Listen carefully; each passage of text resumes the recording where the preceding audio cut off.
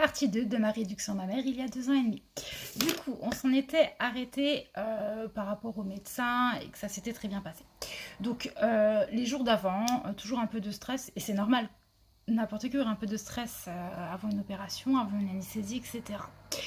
Mais donc, le jour même, je me rends à la clinique. Alors, c'est la seule chose que j'ai pas aimé, mais c'est leur fonctionnement à eux. La vôtre sera certainement différente. On est dans une pièce, on attend notre tour.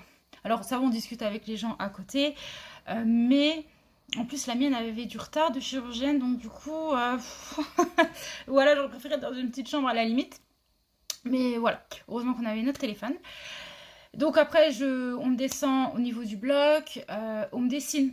Elle me dessine directement sur la poitrine et le décolleté.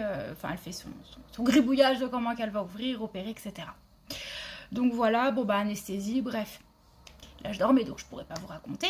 Ensuite, je me réveille. Un petit peu douloureux, je reconnais.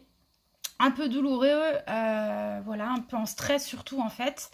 Mais très bonne équipe de soignants. Franchement, très agréable, souriant. Vous savez, quand vous réveillez, que vous avez une tête toute souriante au-dessus de vous. Voilà. Donc moi j'ai été opérée en début d'après-midi, enfin milieu d'après-midi, elle avait du retard, donc du coup j'ai passé la nuit à l'hôpital, donc je suis ressortie le lendemain matin. Mais si vous êtes opéré le matin, vous êtes en ambule, normalement, si pas de problème, si pas de soucis après anesthésie, etc. Donc les premiers jours, je vais pas vous mentir, ça tire un peu. J'avais 50 points de suture quand même.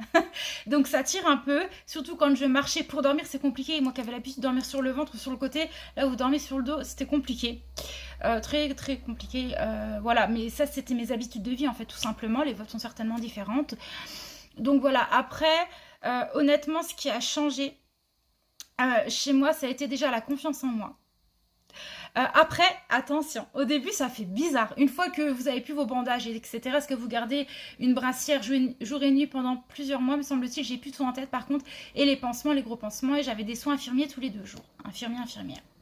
Et donc du coup, au début, il faut se réapproprier son corps. Elle me l'avait dit à rendez-vous, elle m'avait dit, dès que vos points de suture seront partis, massez vos cicatrices, etc. C'est pas que pour avoir des belles cicatrices, mais aussi pour apprendre à connaître son nouveau corps. Et je vous confirme que ça fait extrêmement bizarre au début. J'avais l'impression que c'était pas moi en fait. Je suis passée d'un E à un gros B petit C. Ça dépend comment taille un peu les soutifs pour le coup. Bien monté, bien galbé, tout ce que... Enfin voilà. Esthétiquement, voilà. Aujourd'hui, 2 ans et demi, mais je le referai. Mais je le referai à 300%. Je regrette tellement de ne pas m'être renseignée vraiment avant ou qu'on m'en ait parlé avant, etc. Franchement,